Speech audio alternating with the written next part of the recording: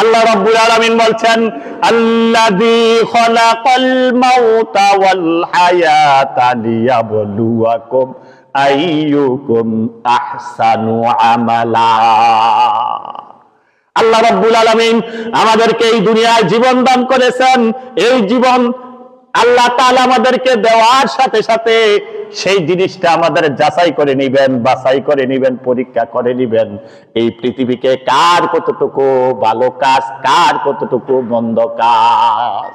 একজন পরীক্ষার্থী নির্দিষ্ট 3 ঘন্টা সময়ের জন্য পরীক্ষার হলে প্রবেশ করেন। 3 ঘন্টা সময়ের মধ্যে তার যা লেখার, যা মন চায় তাই কিন্তু লিখতে পারবে। 3 ঘন্টা সময় তাকে লেখার সুযোগ দেওয়া হয়েছে।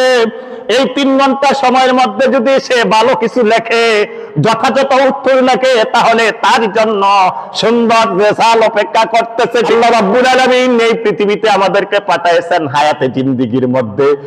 60 বছর, 70 বছর, 80 বছর জিন্দেগির মধ্যে পেয়ে কতটুকু ভালো কাজ করেছে। নির্দিষ্ট সময়ের মধ্যে তাকে আল্লাহ তাআলা স্বাধীনতা দিয়েছে। এই স্বাধীনতার মধ্য দিয়ে যদি বান্দা ভালো কাজ করে তাহলে তার আখিরাত হবে ভালো। আর যদি নিজের খেয়াল খুশি মতন জীবন পরিচালনা করে তার পরিণাম হবে, তার পরকাল হবে খারাপ। নির্দিষ্ট সময় শেষ হইলে পরে যেমন পরীক্ষার্থী আর পরীক্ষার হলে থাকার কোনো ক্ষমতা নাই, তার খাতার মধ্যে কোনো কিছু লেখার ক্ষমতা নাই।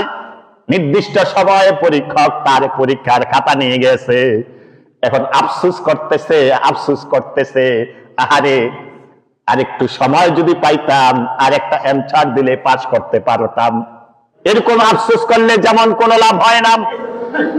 পরীক্ষার্থী পরীক্ষার সময় চলে গেলে পরে যেমন তার এই সময়ের জন্য আফসোস করলে আর কোনো লাভ হয় নাই। আল্লাহ রাব্বুল আলামিন 30 বছর, 40 বছর, 50 বছর, 60 বছর হায়াত দিয়েছেন।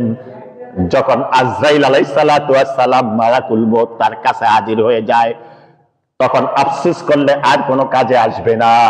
ইয়া লাইতানি কদ্দামতু লিহায়াতি, বলেন না আল্লাহু আকবার।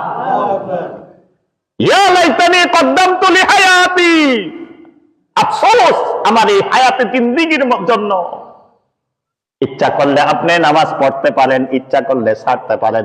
ইমাম সাহেব আপনাকে দুইরা বান্দা আপনাকে মসজিদে আনার ক্ষমতা ইমাম সাহেবকে দেয় না। নামাজে কেন আসো না বলতে পারবে, তাকে বুঝাইতে পারবে, কোরআন দিয়ে বুঝাইতে পারবে, হাদিস দিয়ে বুঝাইতে পারবে, কিন্তু বুঝানোর উপরে আর কোনো কথা নাই। আপনাকে আল্লাহ তাআলা স্বাধীনতা দিয়েছে।